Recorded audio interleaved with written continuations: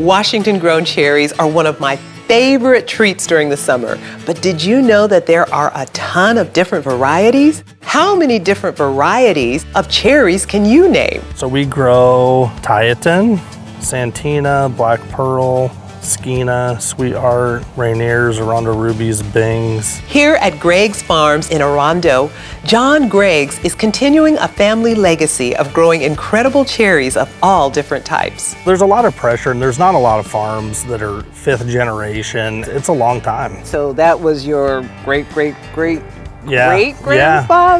Yeah, 3 greats, I think. Okay, 3 greats. Yeah. Why is Washington such a great place to grow cherries? I think it's our little microclimates. The weather here is great. We live in a rain shadow, so we don't get a lot of rain. We're on the Columbia River, so it keeps it a little bit cooler during the day and not as much wind here. It's just a good place to grow. Now John is going to let me drive a tractor. So you want to drive this? Yes! Okay, well, go in front of me. All right. I got it in a really low gear, so all you'll do is push forward. Okay. Now you're rolling. Hot diggity dog! Oh my goodness. Look at that, huh? Okay. Val, you're farming. Look at that. And then you just set that brake again, like an old brake.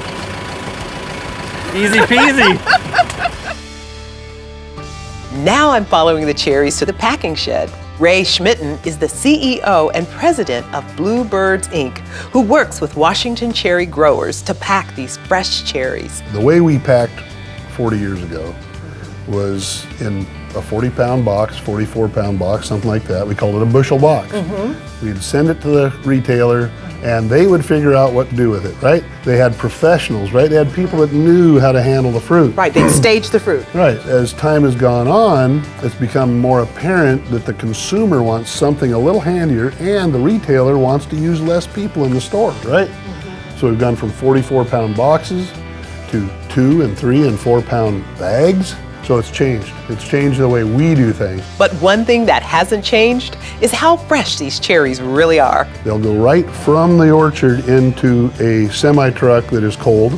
It comes here. That next day, once they're chilled, we will pack the fruit, put it in boxes, and within the next 6 days, no later than 2 weeks, it'll be on the market. These were picked in Mattawa, Washington.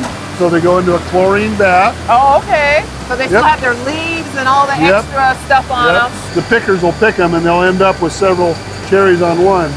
Those cherries have to be lifted up and then separated. Wow. They go through this cluster cutter. So this is the cluster cutter. Cluster cutter. So if they're in a cluster, they get cut. Yep. I got it. That'll teach them. From here, they go through the camera system. See, now you can see each cherry's riding. See how fast they're going? Wow. You hear the air? Yes. Every little sound you hear is a cherry being shot.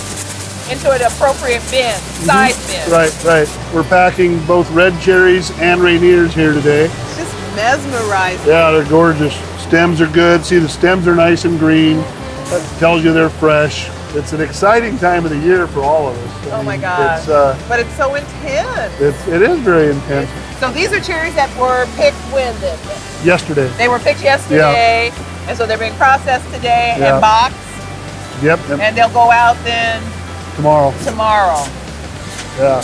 That's amazing. Coming up, I'm making a special Mexican pastry with Chef Maria at Feast World Kitchen. Kind of like a diaper. Kind of like a diaper. Very tasty one.